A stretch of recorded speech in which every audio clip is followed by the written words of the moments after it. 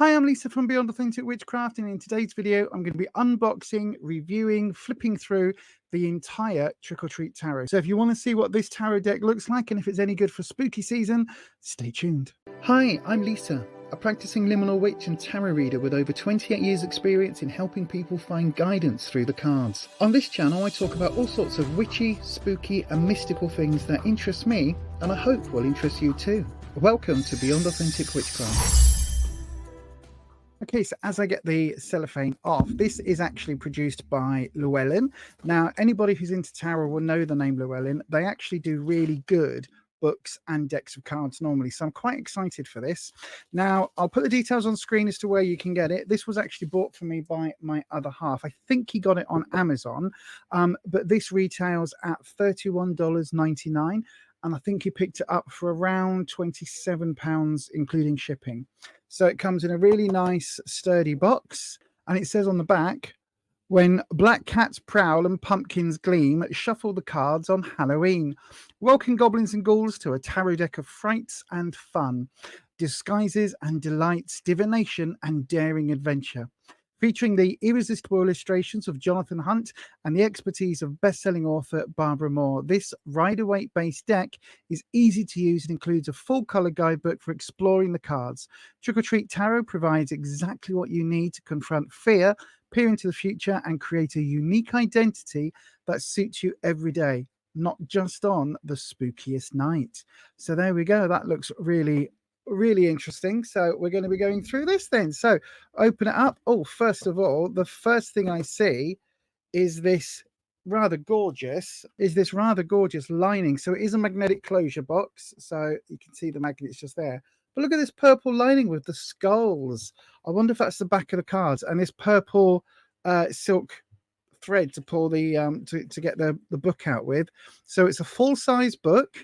The Trick or Treaters Companion, it says. So this is the Trick or Treat Tarot, and I like the fact this is the Trick or Treaters Companion, and it's got, oh, I mean, just look at this. That is right up my street. I love that image.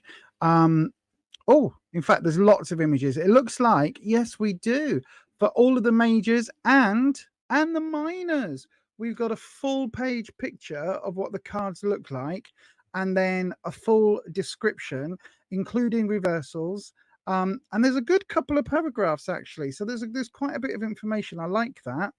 In fact, there are, how many pages are in this? So it's got to be about 205. Yeah, 205 pages then. So it's actually quite a decent sized book. Right then, let's go to the cards. When you open, oh, that looks a little bit like Elvira. When you open it up, you've got a card. It's not a card. It's just sort of like the design in the back. That's really cool. Looks like somebody trick-or-treating as Elvira. It's not actually the Mistress of the Dark. It's just somebody dressed up to look like her. And that is the key thing about this deck. This deck, from what I've seen, is based on people trick-or-treating as famous characters. So this is how very clever deck. This is very clever, Llewellyn.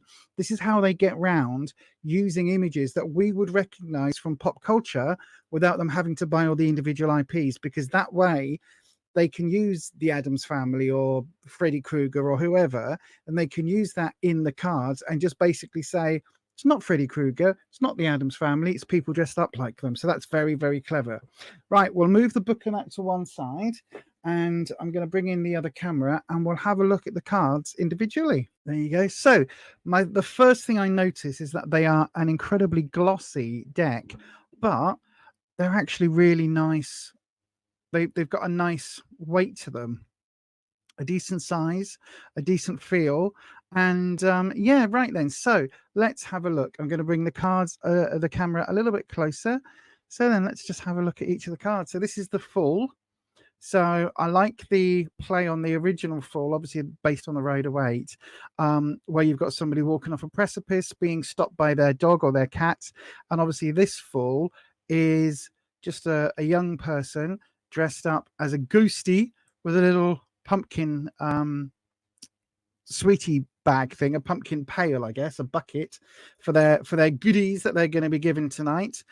This almost looks like the Michael Myers or the what's it called? The Kruger house, almost. It's that sort of color. It's not quite, but similar. So there we go. So it's a really nice full. I like that. Setting out on his journey at the beginning of the night to go off and knock on all those doors. So then the magician, that's quite cool. Looks almost like he's putting on a show, doesn't it?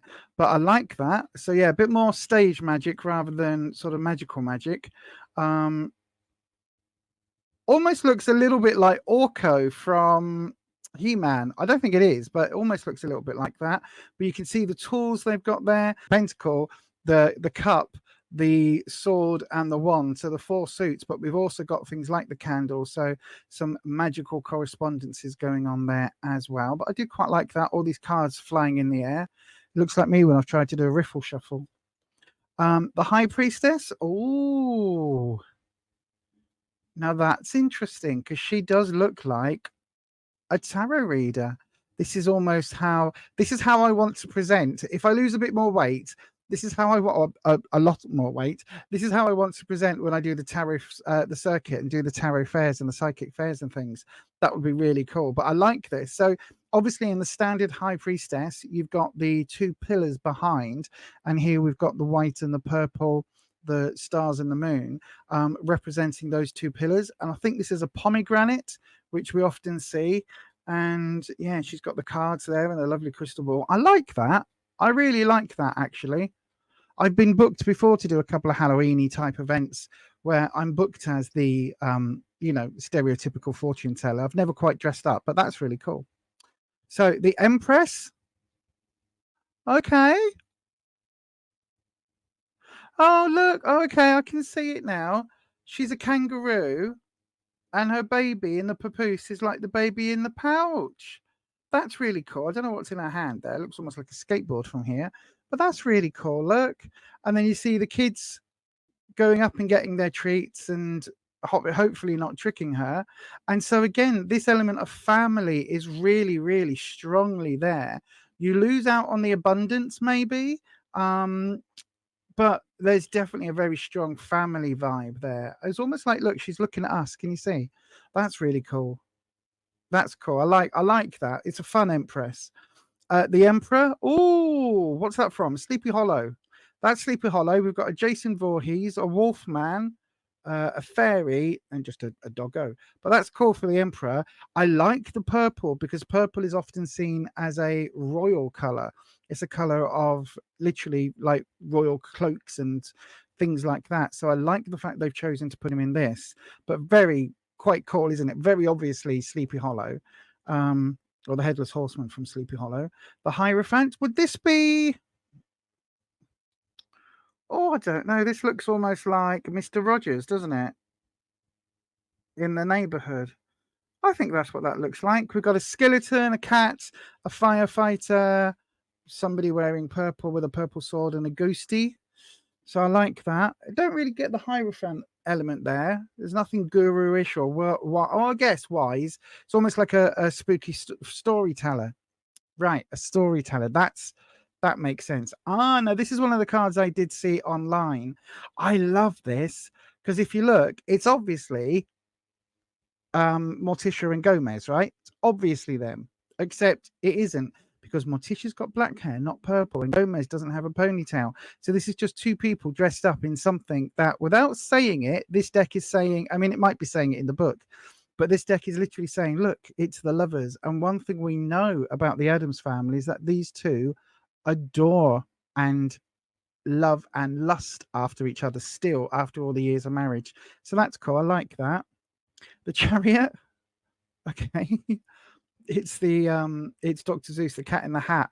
I'm not sure where these are from. I feel like I know, but I'm not an expert on Dr. Zeus. We didn't really get a lot of Dr. Zeus here in the UK. But I do like this chariot where like these 2 are pulling the central figure along. I do quite like that. Like there's a journey, and this face does not necessarily say that this person wants to go on this journey, but obviously it is a mask. But that's an interesting take on the Chariot. Strength. Oh, it's Beauty and the Beast. It's Beauty and the Beast. That's really nice. Look. Oh, I like that. Sat on a park bench with some twinkly lights. A rubbish bin there, look. But look, you can see the Beast costume. Doesn't look like the Disney Beast, but that's how they get around the copyright things, I guess. And then look, you can see the rose on the floor. That's cool. I like that one. That's really cute. The Hermit now. So we've got the standard image of the Hermit with his lantern. So that's really cool. And then you've got the people down here. So he's casting down the candies and the sweets, and the kids here are just obviously getting them. So we've got a witch, a unicorn, a skellybobs, ballerina, maybe. And are these, I don't know whether these are costumes or lawn ornaments, because look, it doesn't look like there's anybody in that dress. That's really cool. I like the fact this is the person on their own in this huge house, so it has got that hermit sort of energy to it. The Wheel of Fortune. This is either going to be Matrix. I was going to say Matrix or Blade because of the glasses, but I think this is airing more towards Matrix with the red and the blue. Yeah, I think that's supposed to be Matrix. I think so. Oh, sorry, I just realized. I don't know whether you're getting the full picture because I was just looking. But anyway, right. So Justice. Oh, I like that. Instead of the Lady of Justice, we've got the Statue of Liberty. So we've got the two pillars of the court. And then you've got the Monopoly Man, Mr. Moneybags, look, leading. Wow, that's actually quite an intensely like sociological card because you've got business represented by Mr. Moneybags from the Monopoly game, leading liberty, which is supposed to stand for truth, justice in the American way, and all of that. You've got her, I know, right? Not Superman, but the statue. But he's leading her as if money controls the government. So that's interesting. The Hangman. It's a vampire. Oh, it looks like is this supposed to be Lost Boys or is it supposed to be the kid from the Munsters? I'm not sure, but it's definitely vampire, classic vampire Widow's Peak there, look. And then you've got two kids dressed up as the Bats. That's cool. Oh, and look at another one here, look. Oh, that's really cool, actually. I like that. I like that. The death card. Oh, it's a plague doctor death. Or is it an alligator? Oh, I don't know. It looks almost like the plague doctor mask, but also it could be an alligator. I like that. And then I'm not sure what this person's dressed up as, but death is giving this person a white rose. That's an interesting card. Well, I guess it does show the standard sort of image of death, and then we've got youth here as well. So you've got that sort of life cycle element, I guess. Temperance. Okay, quite a classic image, taken from a different viewpoint. So she's obviously doing some kind of, she's making cocktails here, but I think this is supposed to say readings. So maybe she's doing cocktail readings. I don't know. But I like the flowers in her hair. I like what she's wearing. And I like the fact that normally we've got the two vessels being poured from being that sort of compromising energy. And this time round, it's making a lovely cocktail. That looks good, doesn't it? That looks funky. The devil up next. We've got a sexy devil look. So she's got the thigh-high patent boots on. There's the swimsuit stroke teddy. Almost looks like it could be classic Scarlet Witch there, look. If I did it like that and you imagine the skirty cloak thing in the background. No, I do like that. It's very the temptation of the devil. Don't get stuck in the web. But again, I do like the fact we've got the inverted pentacle. So you've got that standard imagery of the four earthly elements over the spirit rather than the other way around. So again, I do quite like that card. I like that. It doesn't really show the sort of it shows the materialism element just hidden there. He doesn't really get the idea of, you know, locked in contracts and things, but that's still good. The tower is Frankenstein destroying, or Frankenstein's creation, destroying a model. I thought he was knocking it off there, but no, look, he's made it and he's just exploding it. That's quite cool. Dr. Franks. So he's actually exploding the laboratory. That's clever. That's clever. Oh, look, and that's Frank's Stein. Because it's the German beer mug. Yeah. This is that dad humor deck, isn't it? I like that though. Wow, the star. So we've got a dancing ballerina as a star, or a dancing fairy with a wand there. That's quite a pretty card, actually. I like the background there. That's beautiful. And the kids running in the background going to the next house. Like that a lot. The moon. So the moon here is in the headpiece. I like that. Gives me sort of Aztec type vibes. And I like the fact we've got the dogs, which are normally, you see the dogs or jackals or things with the moon. You've got the water that we often see with the moon card. It's being poured, or it's it's a lake or a stream or a river or something. And I quite like the fact it looks like this dog's got black on one side and then it's predominantly white, but this dog's predominantly black with, it looks like, a little bit of white on that side of his ear or her ear, their ear. So this actually gives me, there's an original Star Trek episode where it was all about racism, but you had some people who were born white on the left side and black on the right side, and other people that were born black on the left side and white on the right side, and basically they were at war with each other because over something as silly as that. And it was a bit heavy-handed, but it was a good allegory for racism. But I do like that. That's not connected to this. It's just what it made me think of. The sun. Oh, okay. So we're not necessarily trick-or-treating here. It looks almost like somebody's birthday is on Halloween. We've got the 3 candles, the 3 bats. I don't think this child's 3 though. But that looks really funky. Oh, look at the cat with the little moon. That's really cute. So often with the sun, you do get the image of the sunflowers, or you get the image of the child. And obviously in this deck, we've combined the two. I think that's cute. I like that. I don't necessarily get growth and, all of the other things that the sun is known for, life and everything else. But I suppose you do, because you've got a kitten and a child. So you could kind of work it. Judgment. Ooh, that's a spooky card. Look. Oh, I like the fact, just in case you were a bit worried, right? It's not an actual angel, because you can see the little wire holding the halo there. The ladder, because she's not actually sat on a tombstone, obviously, because they're just made out of cardboard. You can see the little things holding them up in the background. I like the arms and the legs poking through, and then you can see the little light giving it a bit of a flashlight moment. I like that. That's a nice judgment card, actually. And also it's a kick-ass costume. To get dressed up like the Justice Tarot card. That's really cool. And then we're ending on the world. So we've literally just come full circle then with the same kid, except look at the difference in the cards. So look at the expressions. It's almost like this is obviously as they're going out trick-or-treating, as I said, and then this is when they've got home, because look, the face, we've got a big old grin here and a victory sign. So they've obviously got their pumpkin pail full. And also look at the pumpkin as well. Look, that's got a sad face and that's got a happy face. Oh, that's really cool.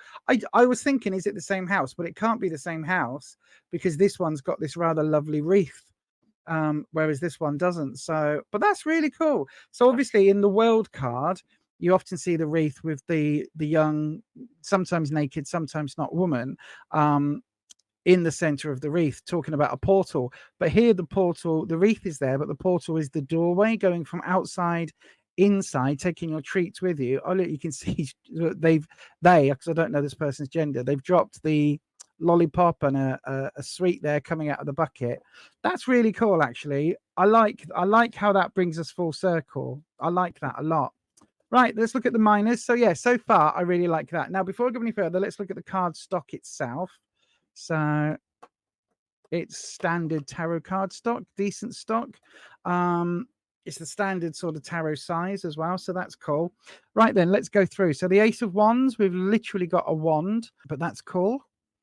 The Two of Wands, that's cool. The Three of Wands looks like Ash from the Evil Dead, maybe. The Four of Wands.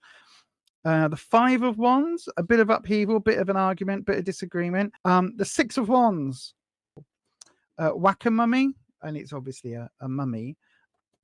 The Eight of Wands, everything being up in the air. Oh, this looks like Rey from Star Wars, doesn't it? The Ten of Wands. Ooh. The Page of Wands is another dragon. The Knight of Wands, that almost looks like the Chariot, doesn't it? The Queen of Wands. Oh, is this supposed to be Alphaba from Wizard of Oz or Wicked? It looks like something I would wear, actually.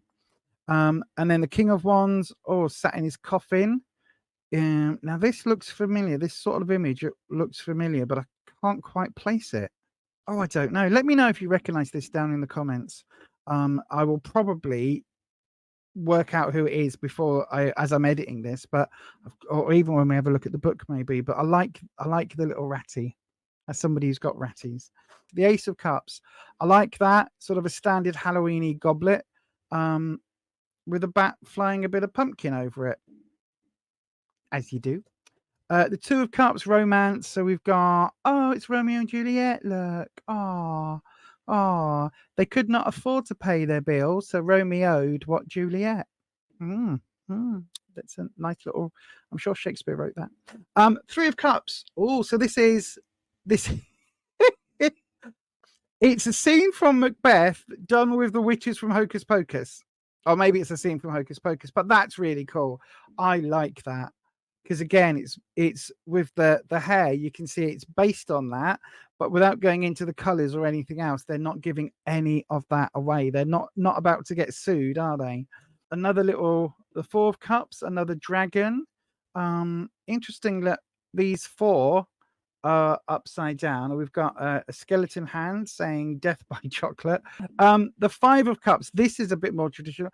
Did I do that? So we've got the three upturned cups and then the two here, and then you can see she's dressed like a classic sort of vampire. So yeah, I do quite like that, hinting at the standard tarot where you'd have the person going on the journey. The Six of Cups, so lots of community love and happiness and all of these things. There's little cupcakes on all of these cupcakes. And then the Joker, or a scary clown, is giving the child dressed up as a pumpkin clown the cake with the pumpkin on. So that's quite cute.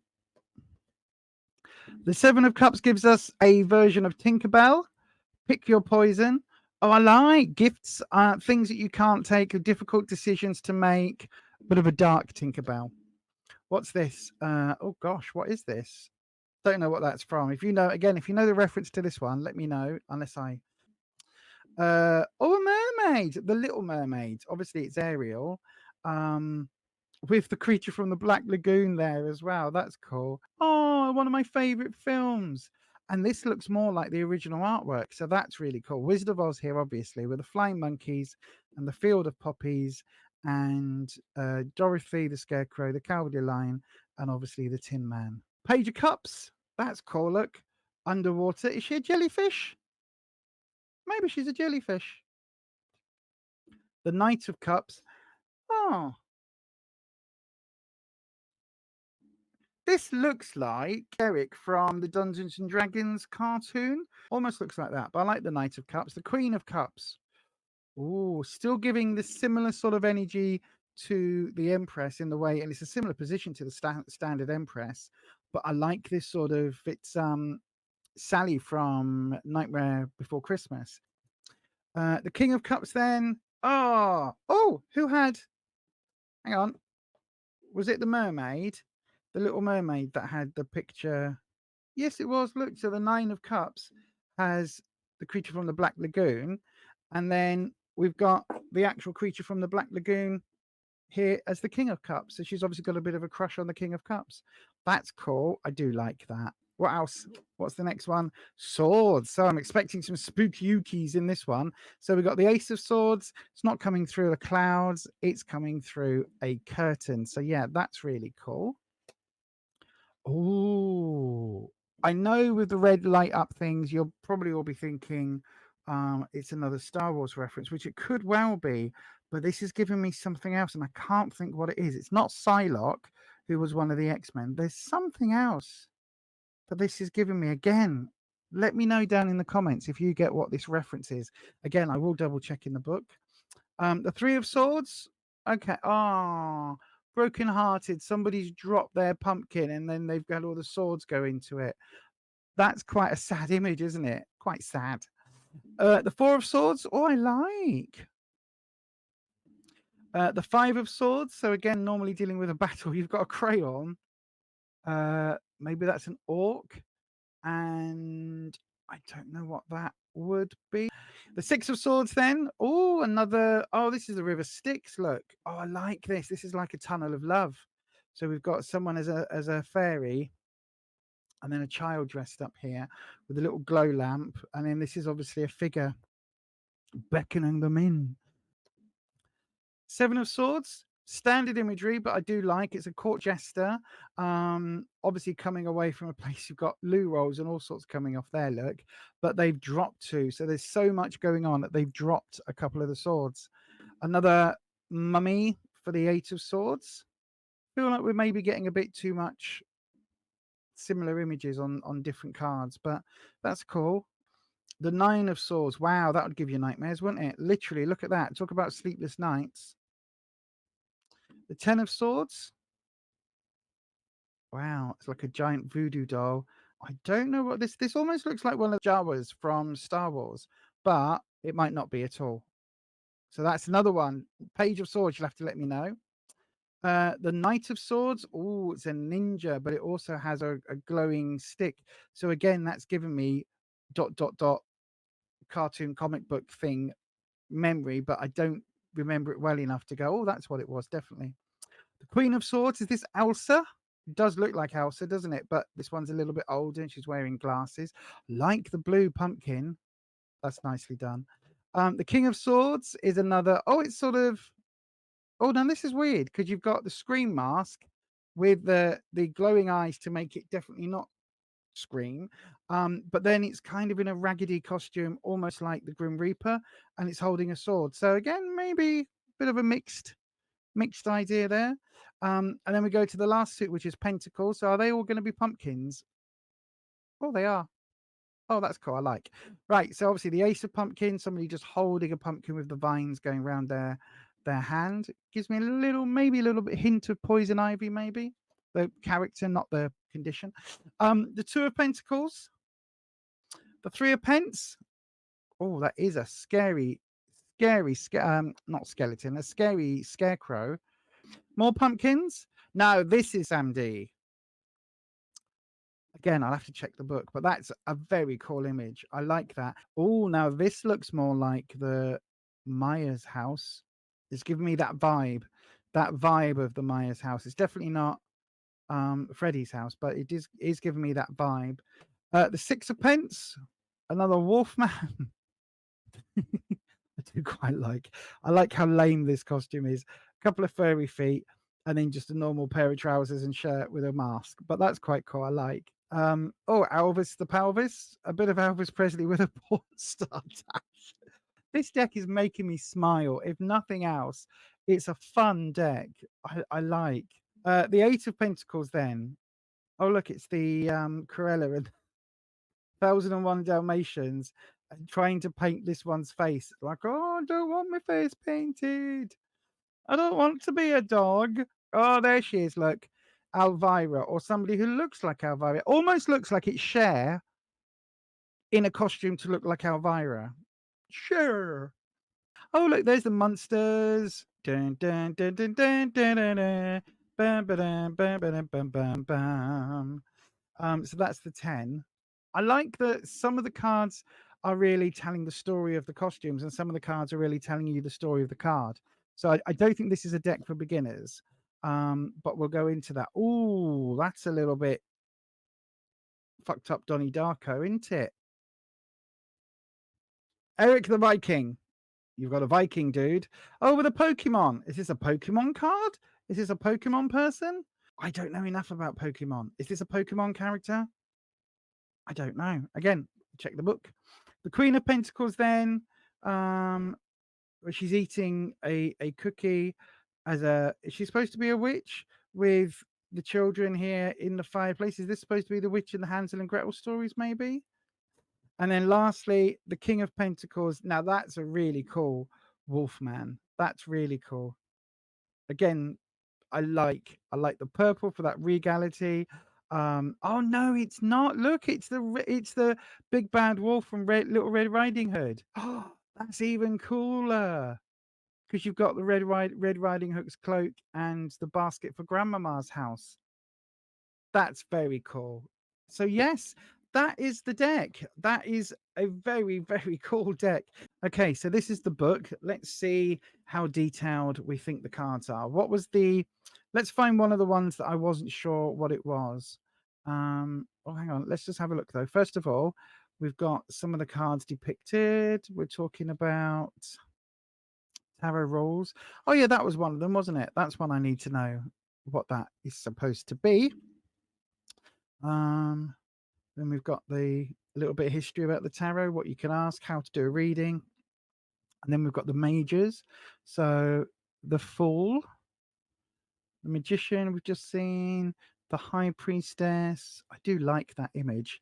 I really do like that image. That's really nice. Oh, let's go for my favorite card, which is always the Empress.